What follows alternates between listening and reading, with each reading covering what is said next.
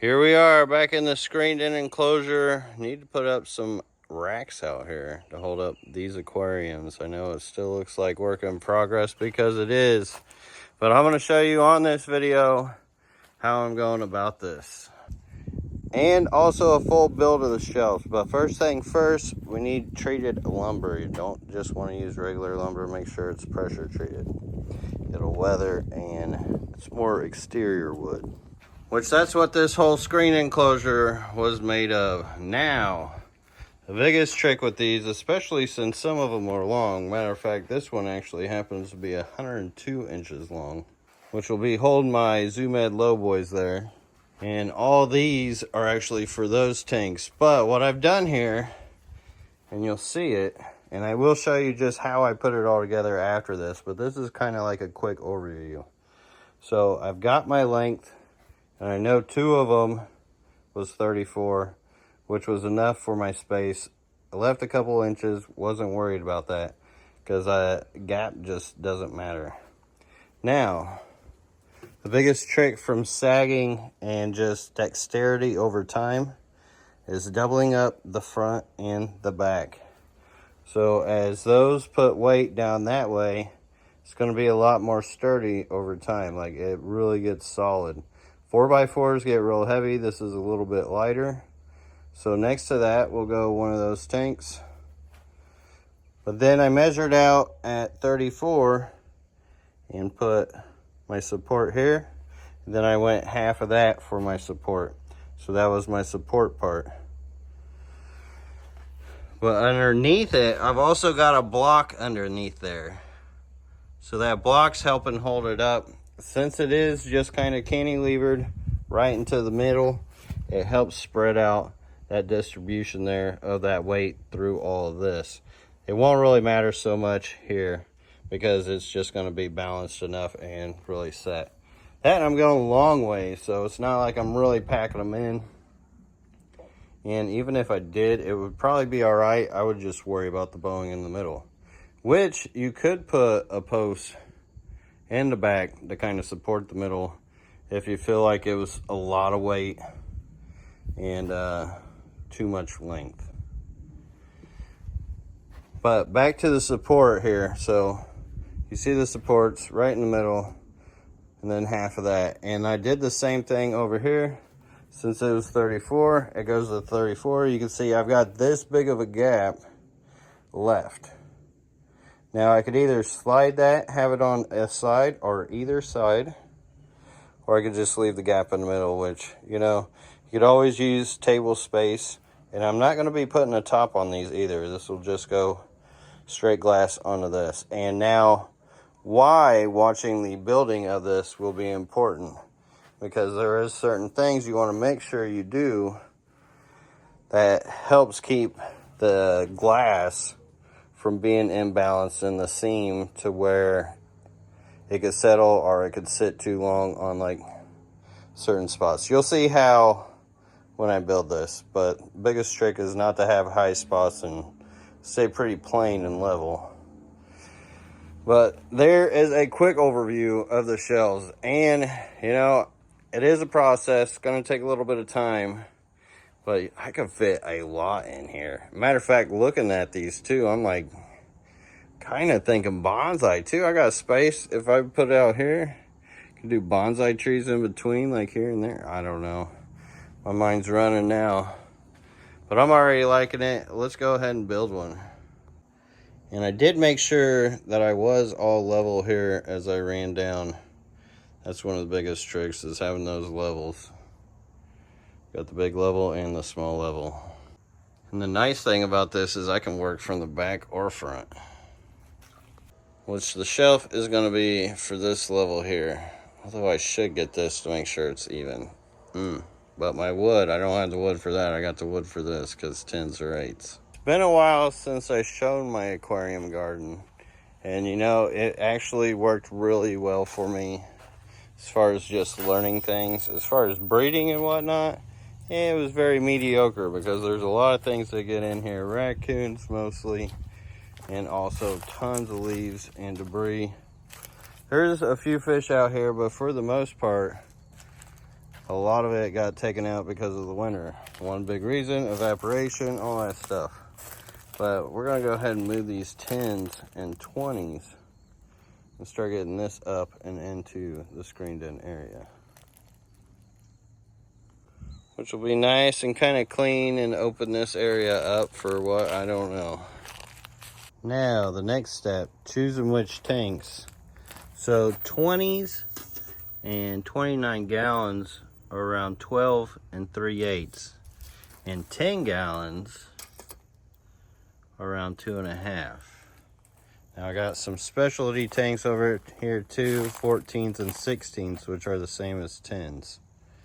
So what I can do, and what I like to do, is put the wider ones on the bottom, put the skinnier ones on top, just for workability and working around. But you just get your length and your depth. Then of course you're going to want to make sure your height is enough.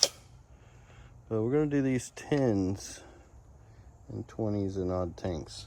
Since the 20s and 29 gallons are a little heavier, we'll want to put those on the shorter rack, the one that's not as long. On the longer rack, we'll put the 10s. So taller, heavier tanks will be on the shorter rack, because this is only 70 something. 10 gallons, shorter, lighter on the long span. It's just better structurally. So we will go ahead and go with that, and it's actually going to sit up a little higher. So we're definitely not going to be able to go 4 high on this. We're probably only going to be able to go 3 high on this. So as far as what I want to do with my split, all depends on how much I want to work. So this working space here will be fine on this side, because the one that I'm going to be making should be a little, actually quite a bit skinnier than this one, so I could actually work straight down into it. But you guys will see what I'm talking about here soon. So I won't have to worry about that spacing from there. Now if it is all the same like it is over here, I always like to go at least 8 inches, if not 10 inches. 8 inches is pretty comfortable. 10 inches, luxury. 12. Psh.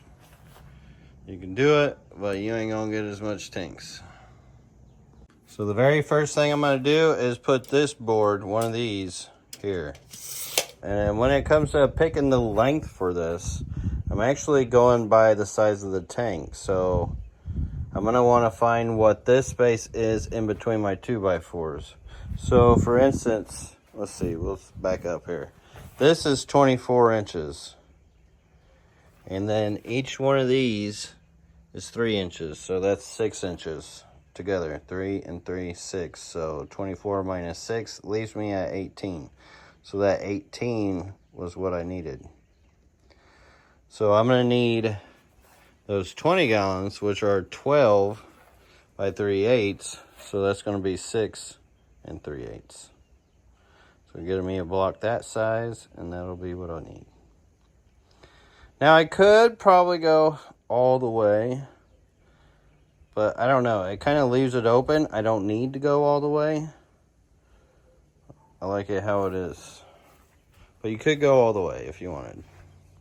And let's talk about the side post, since this is a unique situation and I'm using what I have here and what's already applied. Now, if you were doing this, you could do 2x4s, or I would recommend 4x4s, and have them on each side. So you could double them up, put them boom, boom. You'll be golden. Then you could always put a back one. So the trick is, get one in the dirt, make sure there's concrete all the way down and all the way around, and the concrete's up a little bit off the soil. That way it's not holding water at it. And that should actually last you a long time, and you can use that as your post. So you can put those how you want. Now, as far as like, if I were to do this standalone with just 2 legs and not it all being part of this whole built structure, I would not. I would definitely do it with 4 legs. So 2 on each end. All right. Now I got my block. I went ahead and measured it halfway. So 6.5, 3 1/4. And that gives me my midpoint. Now I'm kind of eyeballing it where I put it. But I'm gonna put it at the same level as this. I'm gonna put it right in the middle, since I'm good at eyeballing.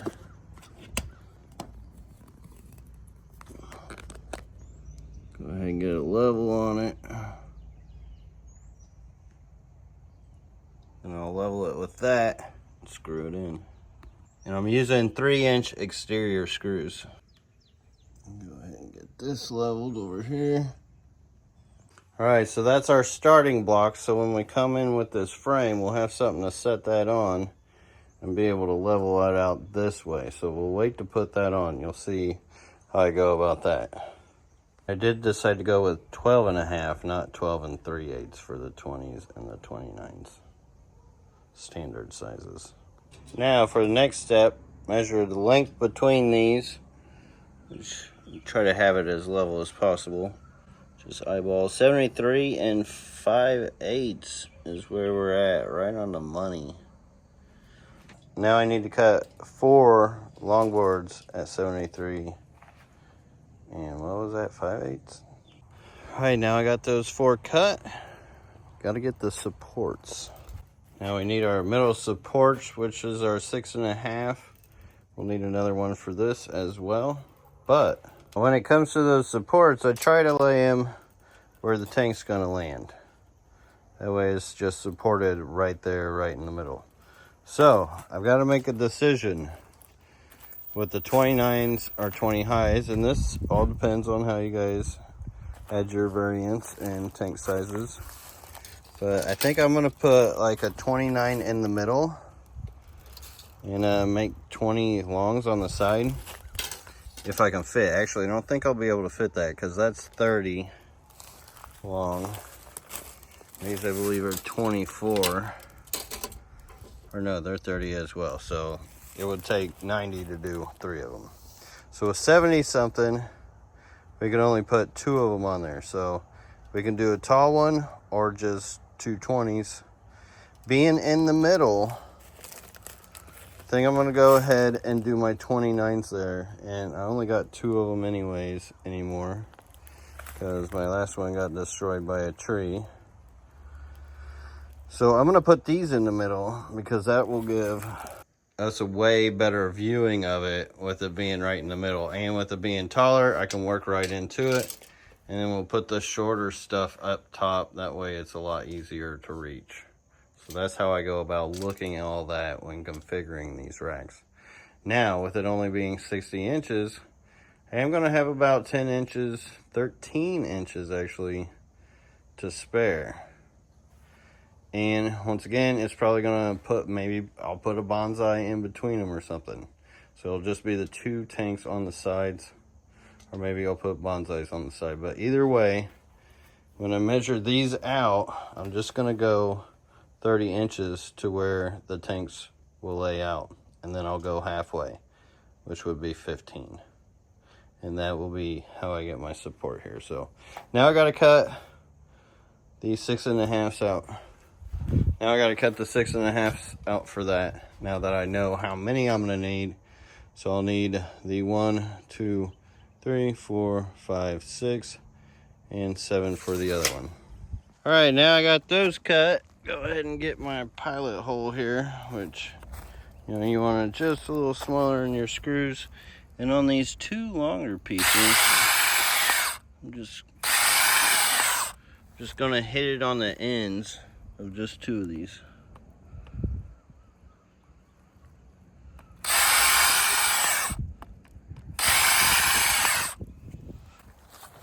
Pilot holes are drilled, put 3-inch screws in there. Get me a couple side pieces here for each end. When you drill those, of course, this is all the meat you get, so make sure you don't drill them too far away from the end. Now I'm going to screw these in together.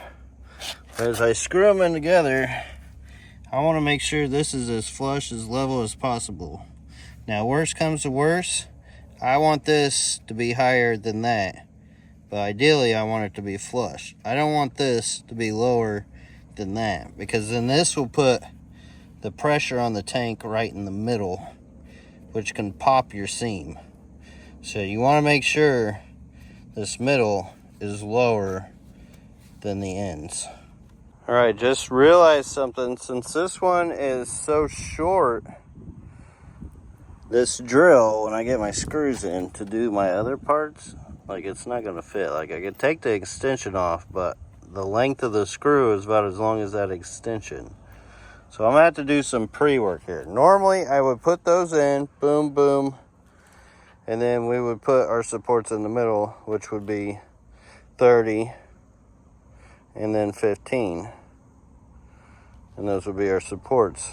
But since this is such a skinny rack, I'm gonna go ahead and have to drill in the screw areas for the front faces. So the other two boards that will go on the front of this square. So I'll go ahead and drill down here, up here, down here, up here, down here, up here.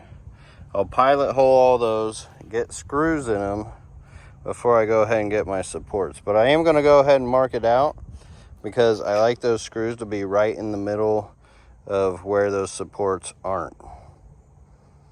So I'll go ahead and mark where the supports go and pilot hole this. You'll see.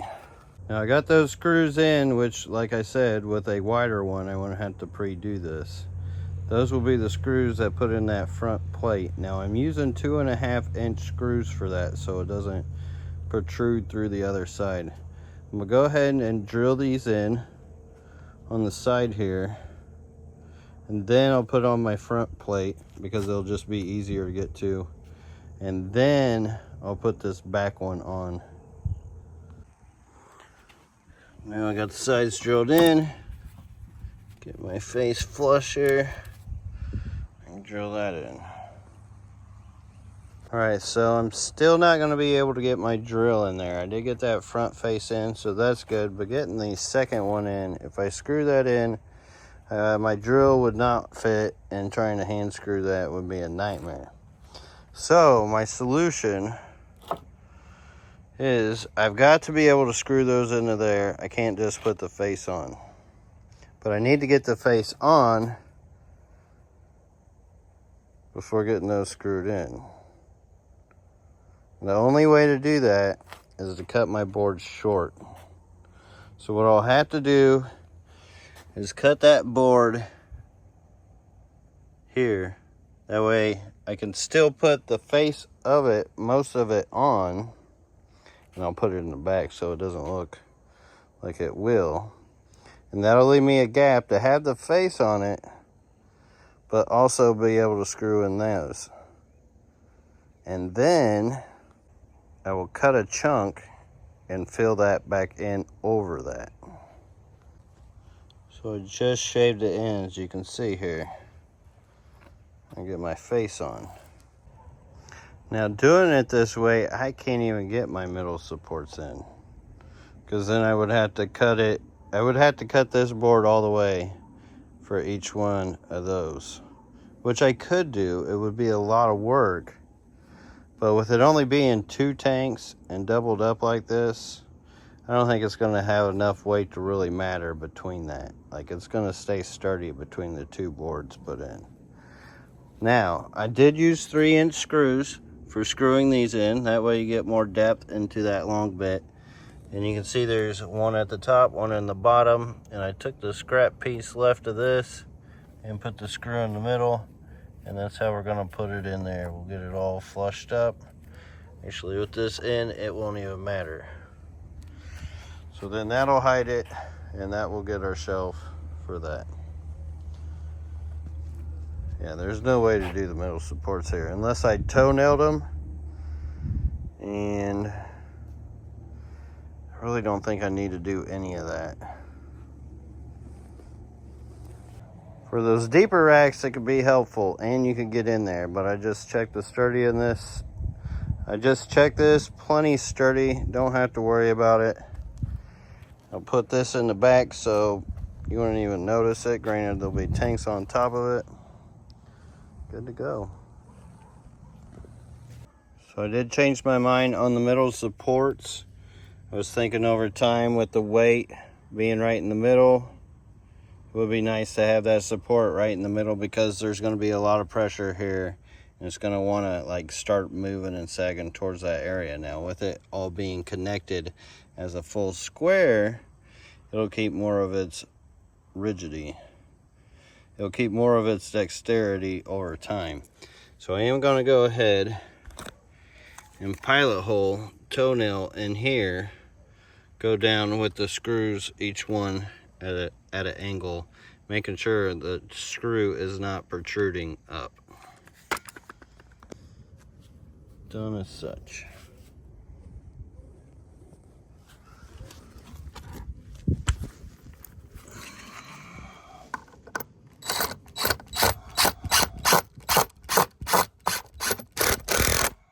There we go. I'll feel better about that over time. That way the middle is nice and sturdy. This won't even matter because it'll be covered.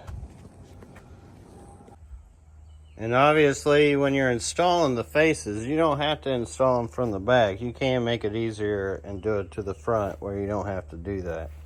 It's just, I like the look of it personally where you can't see the screws. Also, these screws on the inside will be less exposed than screws would be here. So if you got that little where you put it in a little too far, that'll get a little weathered. Whether it'll really do anything, especially being treated wood, yeah, probably not. You wouldn't really have to worry about it. But it does still give us some more protection. All right, now that I got it set up here on that block, which I try to match this up with that. That way it's nice and even off the bat. You can see it's still high up there. But this is where I will level it.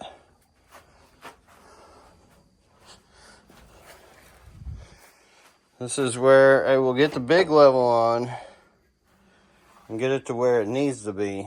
And then we'll put the second block over here.